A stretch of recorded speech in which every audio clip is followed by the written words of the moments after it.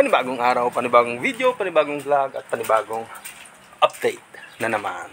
So, kumusta kayo mga kasaka? Isang medyo maulan na maghapon. Ngayon ay linggo. So, medyo tahimik ang ating mga alaga. So, kalmado sila. So, ito na lang yung tira sa atin na yung 23. Yan, yung 23 na biik. So, meron na lang tayo ditong 6. At yung anak nitong 10, meron na lang siyang isa na natitira. Hindi ko pa napatay yung ilaw. So, isa na lang yung natira. Gawa ng may pilay ito. Pero ang ganda ng katawan niyan. Ang lakas kumain. Hindi nagkasakit. Yun lang. Talagang may pilay lang.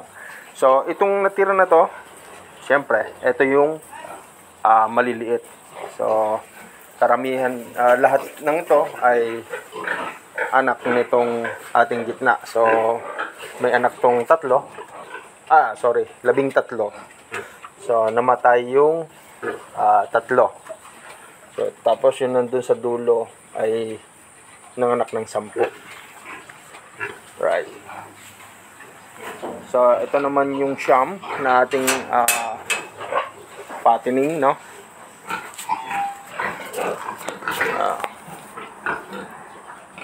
Nilaga natin aso. So, kung makikita nyo ay 7 na lang. So, nabenta na natin dito yung 2. So, yung ginamit nga nung lagyan natin yung tubig. Yung ginatay doon sa last night at tika 40 days.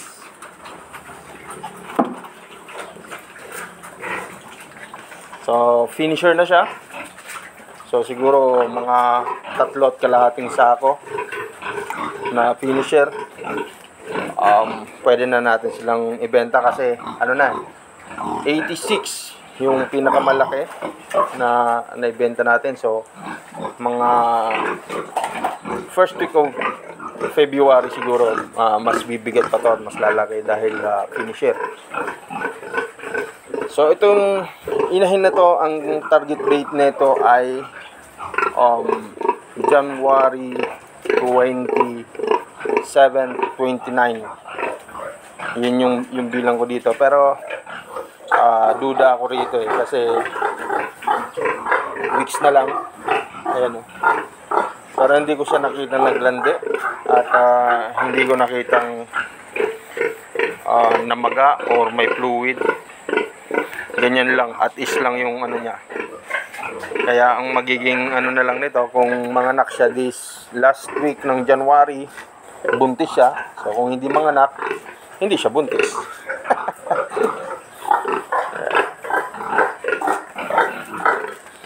So kung may pera sana ako, etong 3 babae rito, gagawin ko tong inahin Kasi magaganda yung magaganda yung tindig. Ito, mahaba, maganda yung tindig. At ito, magaganda yung forma ng dede nito. Hindi nga lang siya matangkad pero ang ganda ng katawan niya. Kanya ganyan yung katawan niya, pit train to. Pit train. Tapos ito. So, mix to ng pit train tsaka white Dorok.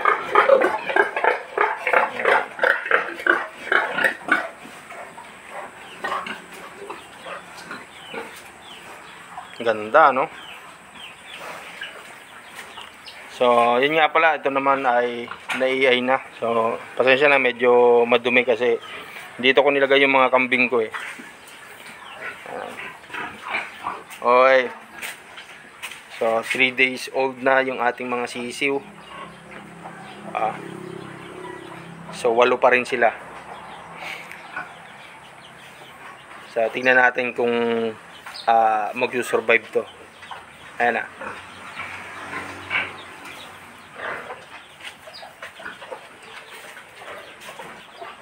At ito naman ay nai-ay nung January 4. Yan, January 4.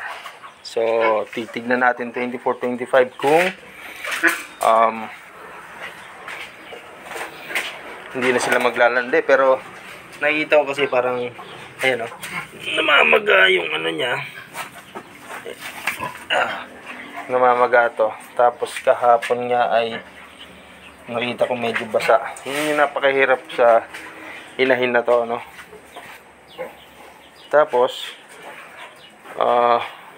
ayan, naglalagas yung mga buhok niya.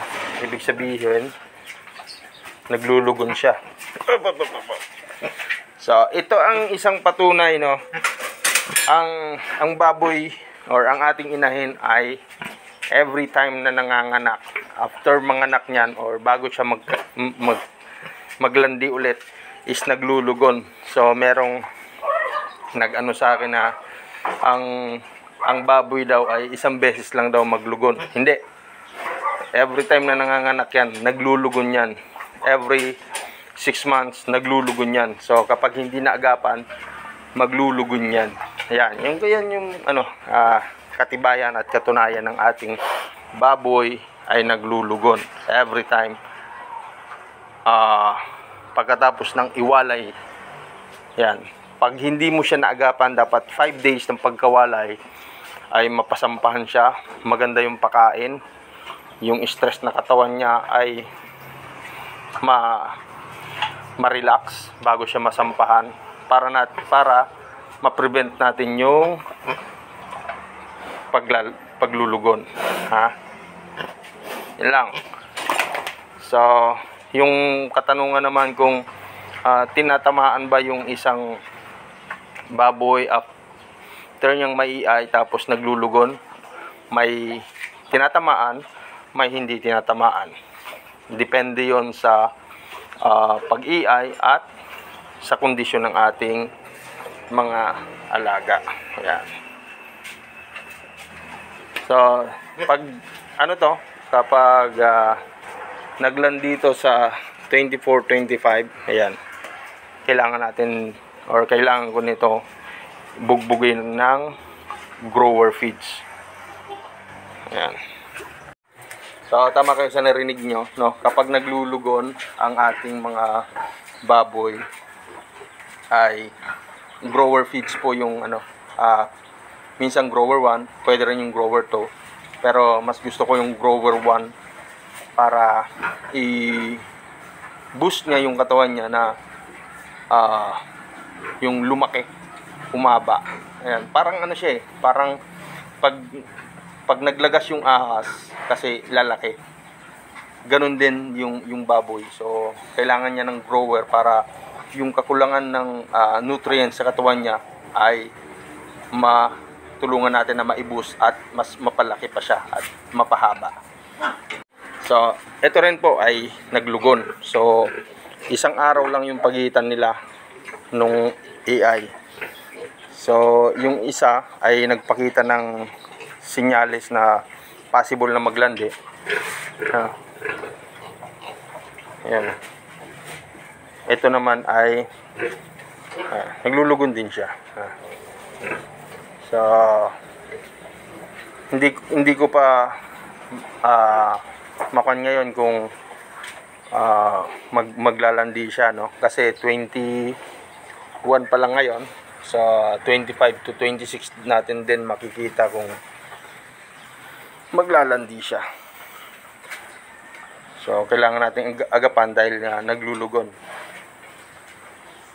So isa pa sa mga reason kung bakit naglulugon, kasi pag ganito ngang inahin, kailangan natin tipirin sa pagkain para hindi siya tumaba.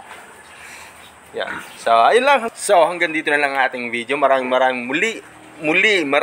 salamat sa mga new subscriber natin, sa mga dagdag na nag-subscribe. At thank you sa suporta. At sa mga bumabalik-balik at nanonood ng ating mga video, maraming salamat sa inyo. At sa mga nag-comment na naboboring sa aking vlog, pasensya na ho kayo. Maraming salamat pa rin sa inyong suporta at panonood. Pasensya na kayo. Kung hindi ako madalas nakakapag-upload, ayan, thank you very much. At ingat kayo lagi saan man kayo naroon, ano man mga ginagawa nyo, saang bansa man kayo ngayon. At ingat kayo lagi, pagpalain kayo ng Diyos. Laging tandaan, sa simpleng pamumuhay, masaya ang buhay. This is Edgar, ang simpleng magsasaka from Bicol. Cheers guys and peace!